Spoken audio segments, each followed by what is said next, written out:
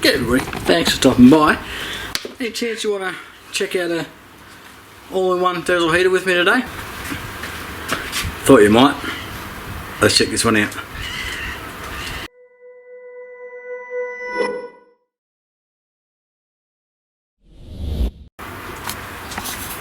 Now, for those of you who might remember and have been on the channel before, I do have the diesel heater that I installed into the caravan 4 years ago, maybe, something like that.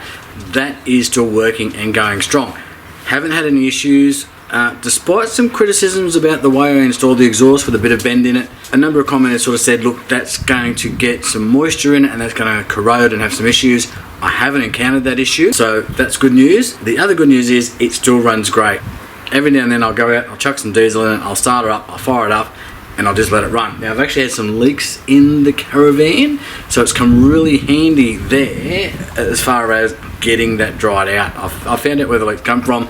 I need to get up and reseal the roof, but that heater has been absolutely awesome in that after I've encountered a rain and I've gone in and there's been a leak and it's gone inside the caravan, I just turn that thing on, I crank it up, I fill it up with the 10 litres of diesel, and then I just let it run for several days, and then by the time that's done, I can go back out and the caravan's dry inside. It's dried out all the inside the walls, all that sort of stuff. So it's been really handy in that perspective, other than obviously when I go camping, it's brilliant to keep me warm. It's been a long time since that caravan has been out. It's been a couple of years for COVID. It's been parked up. I've moved house a few times, so I've dragged it from place to place, and now I've got an issue with the lights and I need to get that sorted out. Anyway, getting back to the point, you're here to have a look at this all-in-one diesel heater. Now, this was sent out to me from Bangood. If you don't know who Bangood is, they are an electronics wholesaler, I suppose you would call them, over in China. And I have spent way too much money with Bangood, mainly around general electronics and remote control stuff. I have spent an absolute fortune with them on drone gear, FPV gear, drone gear, remote control cars. As far as Bangood goes, I've had no issues with deliveries. I did get some drone gear that I had an issue with, sent them a video back, they did a refund, all that sort of stuff. So I've had no issues in dealing with Bangood, and they're absolutely massive. So when you're looking at, say, vape gear, you'll go to Fast Tech. If you're looking at electronics and you're looking at remote control stuff in particular, then you go to Bangood. That's just the way it is. So if you haven't heard the name, if you haven't heard the Bangood name, do yourself a favour and jump on their website and go and have a look. But as a recommendation, before you do that, give your credit card to the missus and let her hold on to it. You don't want to be having access to your money when you first jump on that website, because you're just going to be buying stuff left, right and centre. That's what I do anyway. Now, Bangood aren't aware that I'm a customer, because I use different contact details and contact information to what I would normally buy as a private customer versus how they've reached out to me via the YouTube channel. I think the reason they've reached out to me is because I did the review and install video in the caravan of that diesel heater.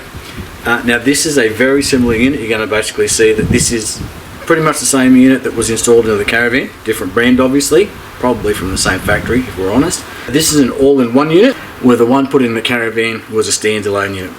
The same one that everybody was installing into the caravan. This one is going to operate functionally exactly the same as the other one.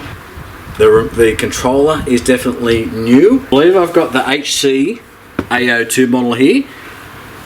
This says it's rated between 5 and 8 kilowatts, and they say 5 to 8 kilowatts because it's adjustable. Between 5 to 8, you can turn it right down, you can turn it right up. Now, my understanding is it has the XMZ D1 or D2 heater core in it. Now, I'm not entirely sure which one it is. When they sent me the link, they actually sent me a link to an eBay ad. I'll put that down in the description here. I'll actually put that up on the screen. So it says it's an HCAO2, which is what I confirmed when I had a look on the HCalory website. On the side of the box, it says the XMZ D1/D2. Now, I believe that's the main core, and the HCAO2 is actually the all-in-one unit itself. This model can either come in a Bluetooth capable model or a non-Bluetooth capable model. Or a Bluetooth non-capable model. You get the point. I don't know whether I've got the model that has Bluetooth or not, is what I'm saying, so we'll have to test that out. As far as the ads go, you can choose Bluetooth or non-Bluetooth. and frankly I don't know how to tell. But once we turn it on, we might be able to see something on the screen. Now again, the brand is HCalory, not a brand that I actually heard of before they reached out to me. Doing my usual research before I go and do a review and say yes, I'll take on this item and have a look at it. Went and did heaps of research, and they seem to have a pretty good name. Plenty of YouTube reviews. I was honestly hoping for a different model, and jumping onto the HCalory website, I put a few of the different models that they've got up here. I was hoping for one of the box type models that comes in the ABS type plastic hard box. I was hoping for one of them, and then when this one's turned up, you'll have a look at it. I've got, oh, that's really nice. So I was going to give it away to a friend, and I probably will still do that. I just don't have a use case scenario that will see me using this as often as it probably should be used. But I've got a mate with a rooftop tent who I'm going away with shortly, and I'm thinking of making some mods to this and building something out for him, and then I'll give it to him as a bit of a present. Getting back to HCalory stuff, have a look at some of these models that they've got on there. I like this one with all the extra vents and stuff. That looks awesome, but I think I would like a smaller model. There's smaller low profiles, they're a little bit fatter, not as tall as this one, and I think those are the models that I'll probably be most interested if I was going to be able to get some use out of it. Now initially out of the box, I was a little bit disappointed with what I perceived to be how low the feet were on this. And I found some other bits and pieces in the box, but I didn't put two and two together. One of the challenges with these all-in-one models is that the same as the one that's installed in the caravan, is the exhaust and the intake come out from under the box. Now with that in mind, it means you've got to turn the exhaust and the intake out to the side, and when you're only talking about this sort of height, 30-40 centimeters, it didn't give you enough room to bend the piping and get that out the side or out the back of the unit itself, which meant that you had heating issues. Whatever it might have been sitting on, it might have got heated, might have got burnt. They have made some improvements here, because I did see that it said a raised unit. Now when I got it, I looked at the feet on this, which are sort of a carbon fibre finish, and I just looked and I went, that's not raised. I'm still going to have the same issue, point in case, of trying to get this exhaust hose from here and then out the side. As you can see, it doesn't bend that much, it is flexible, but then bending that out the side or out the back without it kinking and well and truly breaking it. So, but one of the things that's included in the box are these nifty little feet. I like simple solutions. These are going to just clip into the bottom. There we go. So that's one. Try the other one on.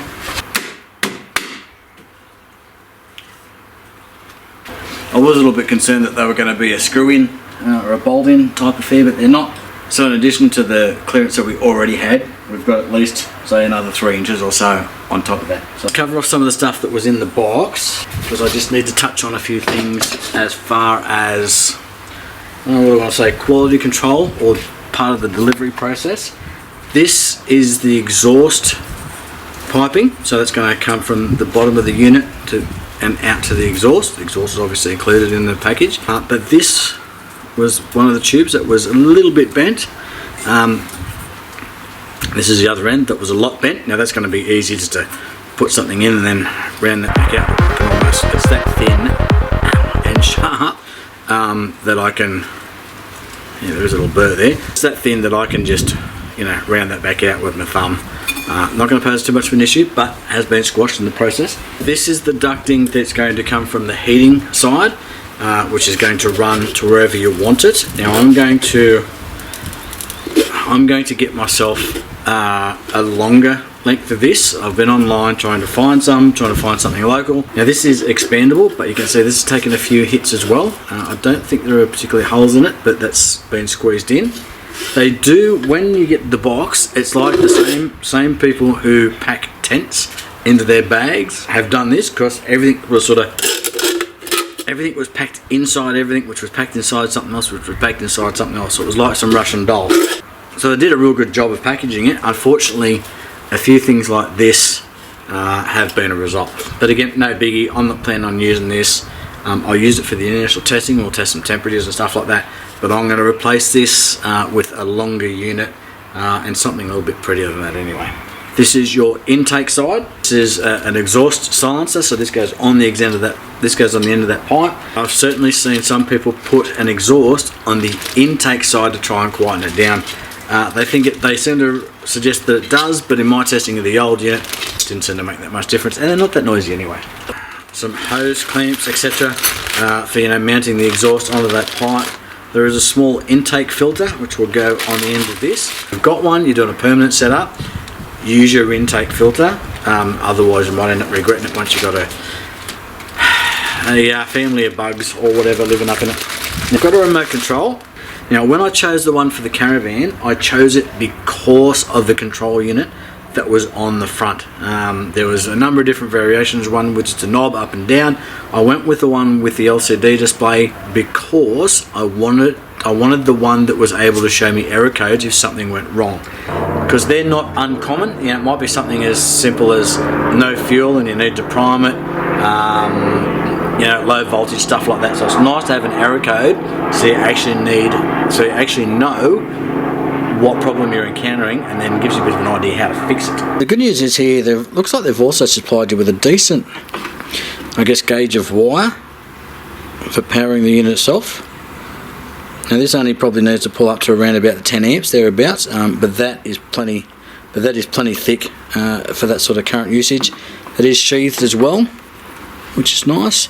And they've actually got an inline fuse here. Now let's actually have a look at that. It looks like it's a yellow one, which I think is a 20 ampere.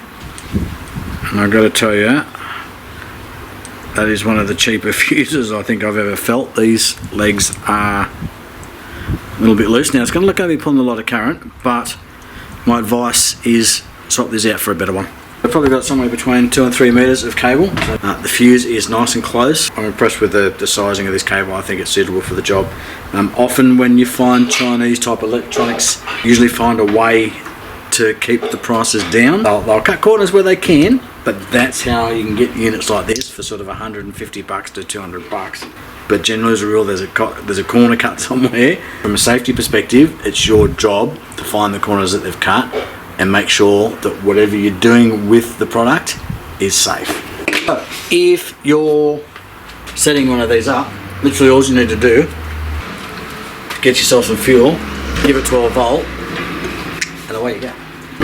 So what you're going to need to do, get yourself a couple of props, whatever that may look like, whether it's a couple of bricks or a couple of bits of timber, and just raise that a couple more inches, and that's enough to get that exhaust to clear whatever it is you've got to sit on. This is something that I've seen in one of the other reviews, was how noisy the pumps are in these. He did swap it out for another pump, and the problem here I think is that the pump's inside the unit, and it doesn't sound like there's any isolation between the pump and the actual box.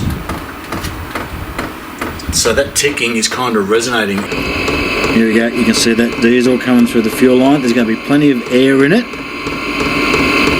So it is self-priming, that's good to know.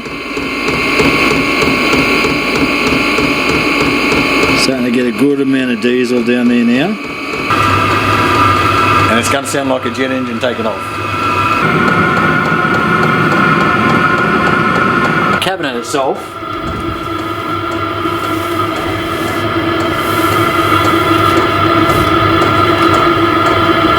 even the output, the heat out point, like you can see I've got my hand on that. You wouldn't want to hold your hand on the front of it, that's where the hot air is coming out. But external of that, you could hold your hand on that all day.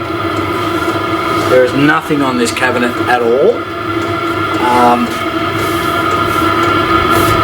that is even remotely warm. 24, 25 degrees. If I just do the roof or I do the wall just here, 24, 25 degrees. So this cabinet is ambient. Okay, so that worked. So basically what I was doing was holding down the up button on the front of the unit itself. It goes into, it looked like it said RTE, probably remote, I'm guessing. And then I just pushed the up button on the remote control, and then you can see that it started changing the dot. So here's our remote, there's our display. Just push the down. You can see this graphic on the outside, going up and down. So basically what that's doing is just changing the fan speed. and the level, I guess the temperature overall.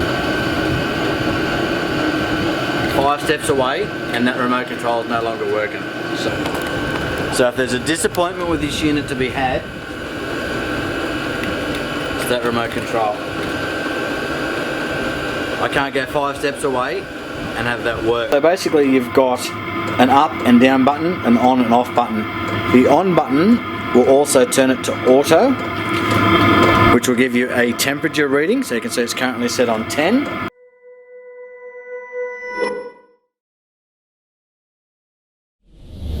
Now, while we're here, and cheers to you, thanks very much for watching. This does have a timer setting on it, so you can set the time on the front, and to get into that settings, to be able to change the time, etc., press and hold the M button. That'll take you into a time setting, and then you've got an on and an off. As you cycle through that using the up and down buttons, you can change the time, etc. You'll also get an on and off, so you can set an on time and an off time. So it does actually have some timers built into the little controller, so if you want this to come on at 4 o'clock in the morning and run for a little bit until you actually wake up to warm up your caravan, your tent, whatever the case may be, you can certainly do that using this controller. Alright. Thanks for using. I wish you a safe journey. She says, thanks for using, I wish you a safe journey. And also with you. Now, so that's now it's shut off. There's no fan running. Everything is turned off. We are not pulling any power. When you get one of these, you should probably be happy just to stick a tank of fuel in it and then just let it run and just leave it running. Not necessarily till it runs out, but just let it burn off any, you know, paints or any chemicals or something that may be on it before you start sticking it into an enclosed area like a tent or something along those lines. Yeah, kind of like a new barbecue or something like that. You want to do a burn off, so probably should do the same with this as well. So we'll do that. We'll just let it run, and I want to see how long I'm going to get out of the 5 litres. So I think these are around about 100 mils per hour on sort of the low-ish end of the spectrum when you're heating. So yeah, you've got it on low. So I will leave it on low and just leave it running. We'll see what happens. But with that in mind, being that there's 10 100 mils per litre, we've got 5 litres over there, so that's 10 times 5, that's 50 hours, so it could possibly run for 2 days 24/7 on that 5 litres. We'll see what happens. So we're back here, we've been doing some testing and having it running for several days now, and it has performed flawlessly. The other thing you want to consider is what you're going to put on the end of the power cable and how you're going to power this. Now, for the purpose of the test, I had this connected to the power supply, just running off the 240. So I just chucked a couple of banana clips. So I just threw a couple of banana clips on it for testing. What I am going to do though, is I'm going to solder a cigarette lighter socket on the end of it. Now, I know you're thinking that this isn't ideal, and realistically it's not. But at this stage, and only at this stage, through the purpose of testing, it's going to be my best option as far as giving me different ways that I can power it. So we've got a ciggy plug on it. Took me a bit of effort and I had to come up with another plan, but we've got a ciggy plug on it. So I'm just going to plug it into one of these. Let's plug it straight into the EcoFlow 2 because it's the newest one we've got. We'll see whether this is going to fire up. So I wasn't here, so I didn't see that, but I've come back and power output is on 0, and the thing has reset, so I'm assuming that it's hit a limit that it didn't like. Just for my mind, I just want to see that again. Just turn it back on and see what happens. On 66 and then it's cut out. So that's interesting. Okay, so let's try one of these barrel connectors. The Bluetti EB3A. Now this has 10 amps available to us. Which means we should get 120 watts. So let's have a look at the Bluetti down the bottom. We've got the barrel connector there, which you can see is 10 amps. So it gives us a little bit more leeway. And it didn't like that. It's saying that it said supply voltage overrun, basically saying that the voltage isn't sufficient. So I know these supply, I think it's around about 12.8 regulated, something thereabouts. Which is a little bit disappointing. I've really happened to run it off one of these. Anyway, we've got the big 100 amper. here in the original Blue Eddy that was sent out to me. So I've had these all sent out to me for review, so keep in mind that I haven't paid anything for any of these. Not important though, because today we're testing the heater. So plug it into the bigger Blue Eddy. It may be possible that we've got a bit of sag in those batteries, pulling that sort of full power. I'm not sure. It may have just been that 10 amp limit. So I'll turn our DC on. Start heating. See what happens. It's still just a fan over here. It doesn't sound like it's kicking on that glow plug, and it doesn't sound like it's actually still trying to fire up. There it goes. We're getting a little bit of smoke off the back of the exhaust, but that's just the excess diesel that we didn't burn when we shut it off. And that's another reason. And that's another reason why you want to make sure you let these do their shutdown cycle, because if you don't, you can get that. Okay, that's interesting. She's shut down. And there's our smoke. I actually think it was a Blue Eddy that shut down here. Oh. Right, that tip of this is quite hot. It really isn't the ideal connection. I don't think it's necessarily a power limit issue. I think the 120 watts, 10 amps should have been sufficient. I think it just comes down to the shit connection. If these had a Anderson plug connector on them, I think we'd be doing much better. You can see that wind out there. It's going off.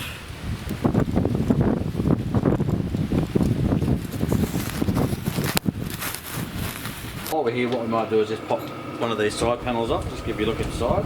Yeah, I wouldn't mind having a look either. I've seen plenty of reviews, so I know what's inside, but let's have a look. They're not too bad. They're not too bad. They're not...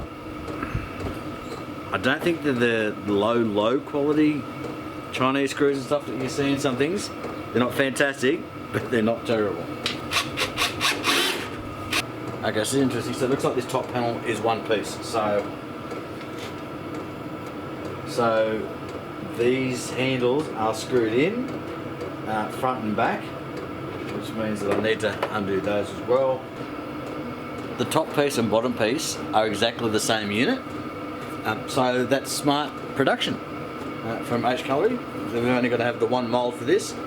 Okay, these have been, I thought these were a stick-on, but you can see they've been dipped. So this is a dip. It's a nice finish for a dip. A few spots where they've missed. Again, you know, sub 200 bucks. I don't want to keep making excuses like that though, and saying, oh, you're only paying this much and you shouldn't really expect too much. Ultimately, at the end of the day, if they're making a product, it should be a reasonable quality product. And if they're not doing that, then they probably shouldn't be selling it. But you get the point. Alright, just lift straight off now. So you can see how lightweight that is. Again, the finish inside, you know, you're not looking at that anyway. But the finish on this paintwork is really nice. And certainly if you wanted to change the colour, you could do it. Alright, it does say on here, the model XMZ-D1. But this is actually the, what did we say it was, HCO2? The manufacturer says Renqui, R-E-N-Q-I-U. That says the email address is HCalory. So anyway, and made in China. That's interesting. This is, oh, okay, I don't like that. I don't like that at all. That is not mounted in.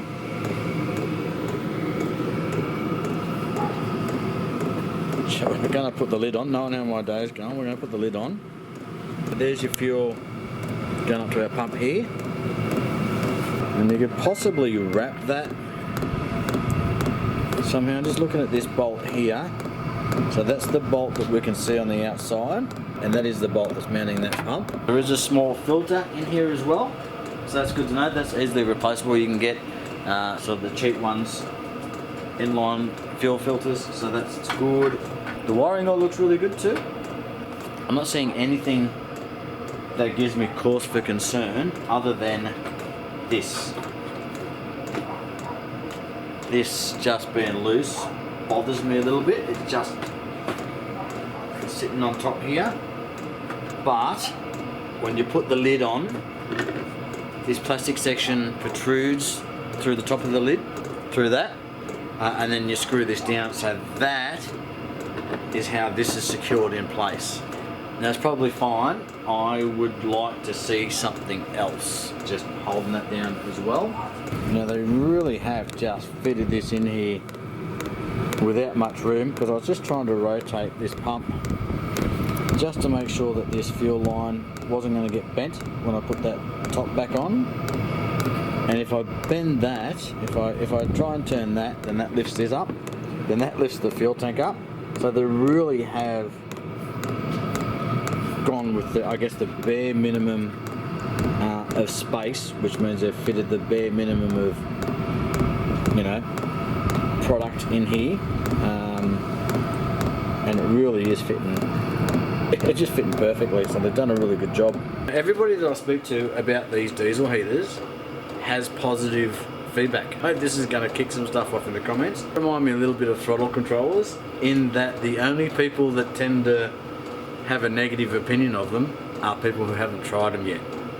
I'm going to let that one sit and hang in the air, and then do what you need to do in the comments with that one. Not touching it again. Okay, so while we're just testing this heat wrap, I thought I'd grab the filter, and rather than stick it on the end of the hose that it would normally be, I've just been leaving that open. But the little filter that you get will actually fit straight on here, which is good because it gives me a little bit of separation between that fuel line, pushes it that way a little bit, and this is our exhaust pipe here. You can see it is making contact here. So we'll let that run for a bit and we'll test some temps. Okay, so it's still too hot to touch. Too hot to hold. Not too hot to touch, because obviously I was just touching it. Uncomfortably hot. Melty hot.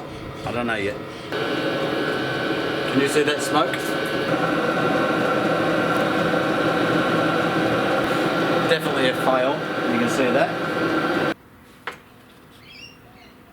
Let that cool down and then we'll reroute it, I guess. So that's the point where it was making contact, so we do have some of the plastic on it, but we'll just burn that off.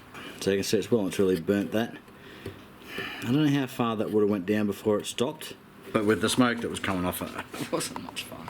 Fortunately, we're back to just hanging it off the side again. Shit, I'm touching this with bare hands. You people really need to be looking out for me now, being that I'm not so bright. I'm your responsibility, you know.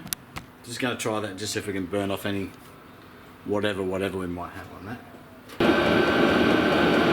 Come to the realisation that these units are absolutely awesome, and I really like my diesel heaters, and I've been over the moon with the one that I put into the caravan. What I'm really trying to say is, I'm not going to get a lot of use out of this, but my friend Tim, who has a rooftop tent, would probably benefit from this greatly, and I've seen people using this for rooftop tents, so I'm looking at gifting this to him for his rooftop tent. Now sometimes his kids go with him, stuff like that, so it'd be more important for them to be warm than me, you know, curled up in the back of the Pajero, need to be warm in, you know, my snuggly sleeping bag. Now, whilst they draw bugger all power once they're up and running, they do have a higher current load or power load on whatever system they're hooked up to whilst they're trying to start up. So I have seen around about 140 watts, so that's, you know, 12, 13 odd amps thereabouts. The lithium system in the back of my Pajero is going to eat that up, not a problem. It's not even going to balk at that. Tim has an AGM set up in the back of his, so what I need to consider is how much of a load is this going to be putting. How much of a load is this going to be putting on Tim's current system with his AGM? HCalory, it would be interesting if you could, in addition to supplying the heaters, throw up some, or Bangood, both of you, if you could put up options as far as powering these for Australia, 240 volt, or just AC anyway. Just see what your recommendations are. Maybe you guys have something you can sell as a package deal, so you can plug this straight into 240 for those who want to use it at home. that'd be handy as well. Let's wrap it up. Again, I am going to get around to doing a little bit of a build for Tim. Probably going to give him this EcoFlow. That's going to be like pulling teeth for me. But I've got enough of those units sitting there, and I want to say I don't need them all, and I don't. But I really do I like all of those units, and it's going to be hard to give one away. But he's a good mate, and I reckon he could probably use it. So, and you certainly use it more than me. So we'll give him the heater, we'll give him the EcoFlow River 1. He can get stuffed if he thinks he's getting me solar panels. So let's wrap it up. What do I really like about it? I love the simplicity, providing you've got the system to power it. Just be able to pick it up, throw diesel in, drop it down, provide it with 12 volt, and it just works. I'm yet to be disappointed with one of these Chinese diesel heaters. That being said, I've only had a couple, so. But I've seen other ones out in the wild based on my recommendations and help people install them and stuff like that. And I'm yet, touch wood, yet to see a failure. Controls nice and easy, puts out plenty of heat. They're efficient, they work really well. Yeah, everything from start to finish, easy. Dealing with Bangood, if you're going to buy one of these from Bangood, again, Chinese retailer, I know it comes with its own risk, but I've never had any issues with them. They've been easy to deal with. HCalory, I hadn't heard of the name before Bangood reached out and said, look, would you be interested in doing a review? But through my research, there is heaps and heaps of these all over YouTube. Let's go to cons, because I think these are the things, the cons or the bad things are the, sorry about that rain, I think the cons are the things that are most important. You need to know what the challenges are with the product. Now, the exhaust can be a bit of a challenge to fit and have it routed sufficiently so it's not going to be in the way. You can hear me okay. Wrap it with a heat shield, just to give you a little bit of protection from a contact burn. It has abated for a minute, so let's get into these. It's quieting down again for a second, so let's see how we go. Feeding them, having a lend.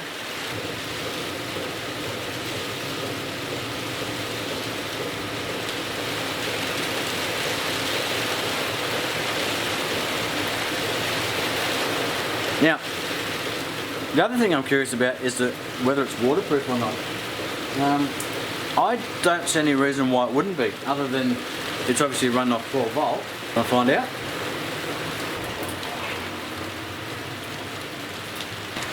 Now I must admit, I was a little bit curious about this one myself.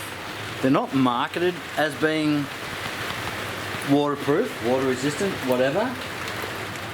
But I can't see any reason why they're not. That little screen on the front is probably going to be the biggest challenge, and now the rain's going to stop. And it would just be that little speaker on the front that would let some water in. And of course now, well, I'm trying to talk, it flogged down. I want to do some testing, stopped raining.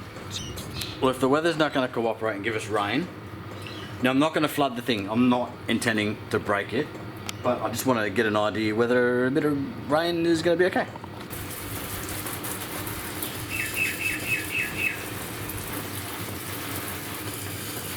Trying to get a little bit of everything here just to show you that, you know, we can take water from, I guess, every angle.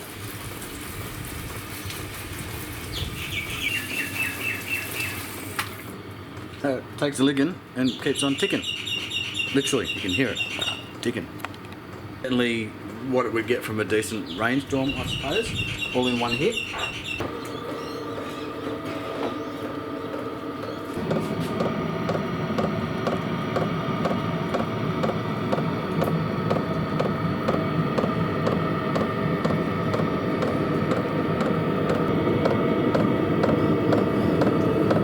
But overall, I wouldn't say waterproof, I would say resistant.